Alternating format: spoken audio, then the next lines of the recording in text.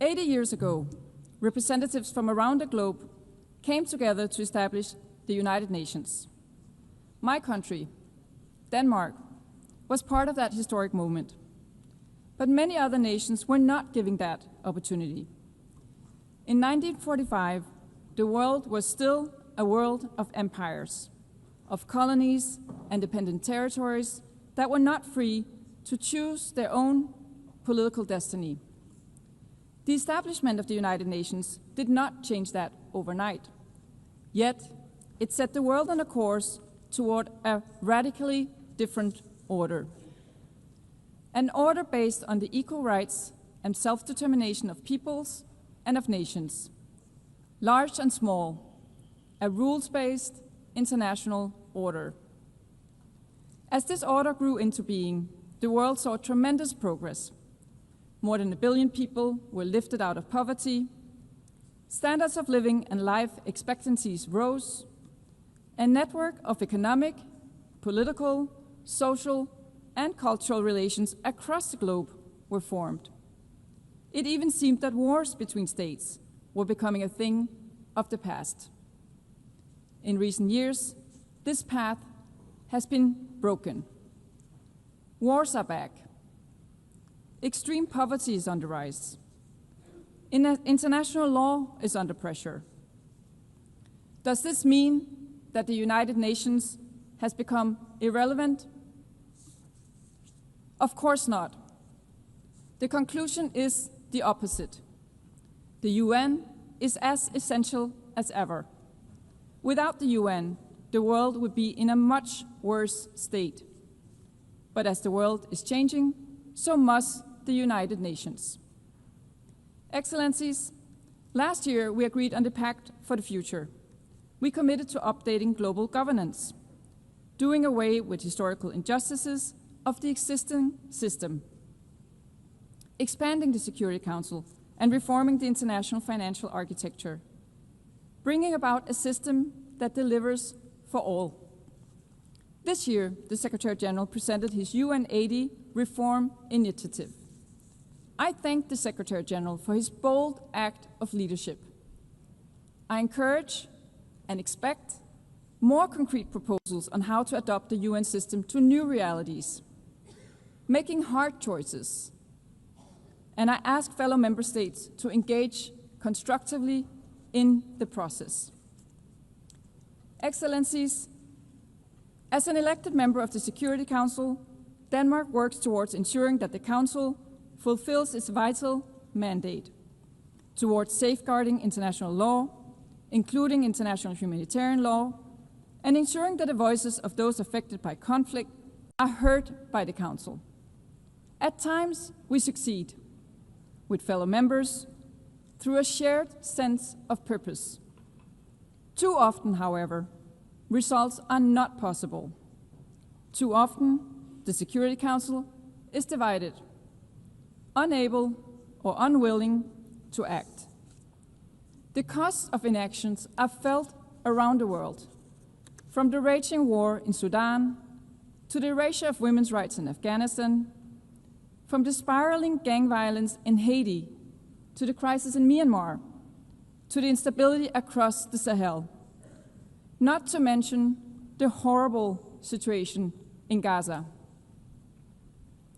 Almost 2 years have passed since the horrific terrorist attack by Hamas on October 7, 2023, an attack that tore through Israeli families and left the nation wounded to its core.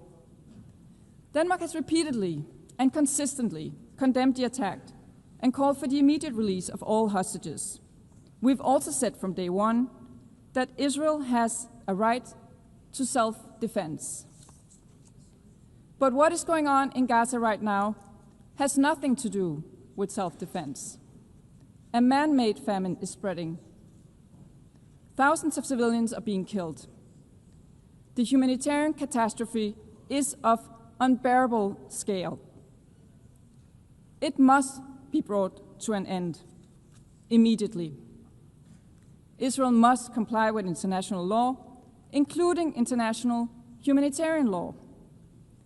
The war in Gaza needs to stop.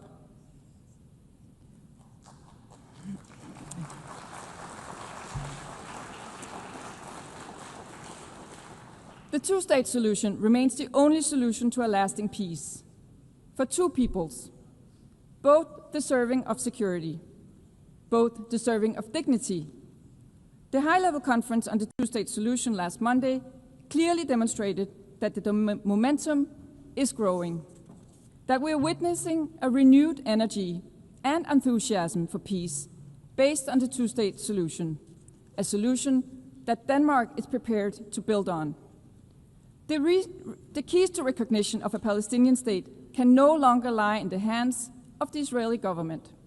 The Palestinians themselves must become masters of their own destiny. Excellencies, in Ukraine, Russia's horrific and illegal war of choice continues. A war that could end tomorrow if only Russia wanted to. If only Russia would withdraw to its own territory and refrain from trying to alter international borders by force. Russia's blatant violation of the UN Charter is felt most intensely in Ukraine and in Europe. Yet, its political and economic repercussions are felt across the world, from the disruption of supply chains to global inflation, costs that are borne primarily by developing countries, far away from the European battlefield of Russian creation. From the outset, Denmark has stood by Ukraine, politically, economically, militarily, and let there be no doubt, Denmark will continue to support Ukraine for as long as it takes. We must support Ukraine's military as it fights to protect its people, its territory, and its freedom. This is exactly what Denmark is doing through a range of initiatives. We call on others to step up and do the same. Because Ukraine is not just fighting for its own existence. It is fighting to defend the very principle that define the UN-based world order: territorial integrity, national sovereignty, and the right to political independence. Let us never forget that Russia is the aggressor. Russia's repeated violations of European airspace with aircrafts and drones underline Russia's insistence on staying on a path of war. So, colleagues, I ask you, are these the actions of a country generally committed to peace? Excellencies, our collective inability to halt the killings, suffering, and injustices in Gaza, Ukraine, Sudan, and beyond must not prompt us to submit to a world ruled by brute force. On the contrary, it must inspire us to work harder, to sustain the instruments and mechanisms we have built over the last 80 years. To Denmark, this includes maintaining our firm support for the International Court of Justice and the International Criminal Court as core international justice institutions. We do believe that this is paramount. It also includes maintaining our firm support for the Sustainable Development Goals. With only 5 years to 2030, we are still far from reaching those goals, and the financing gap is widening. For 45 years, Denmark has delivered on the UN target of 0.7% in official development assistance. We call on other fellow member states to join us, not as an act of altruism, but as a long-term investment in our shared future. Excellencies, in a world of competing crises, climate change and its impact remain real. Flooding, drought, heat waves. Again, the cost of inaction are felt across the world, and particularly in developing countries. The COP30 climate summit in Brazil would be a decisive moment.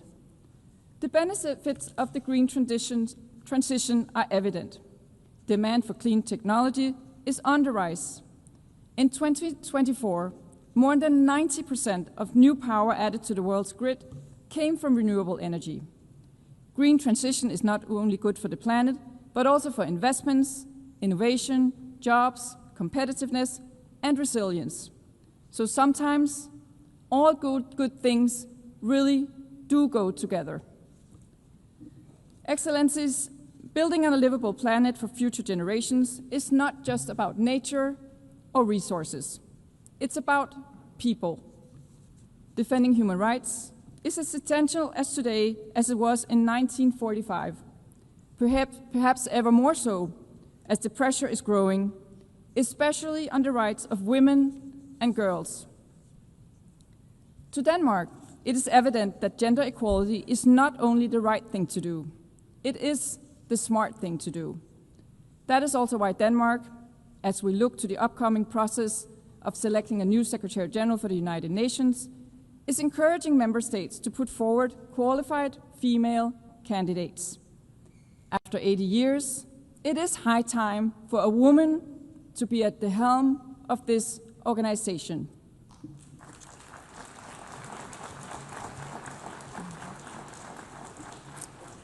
Excellence, in closing, I would like to recall the wisdom of Nelson Mandela. It always seems impossible until it is done.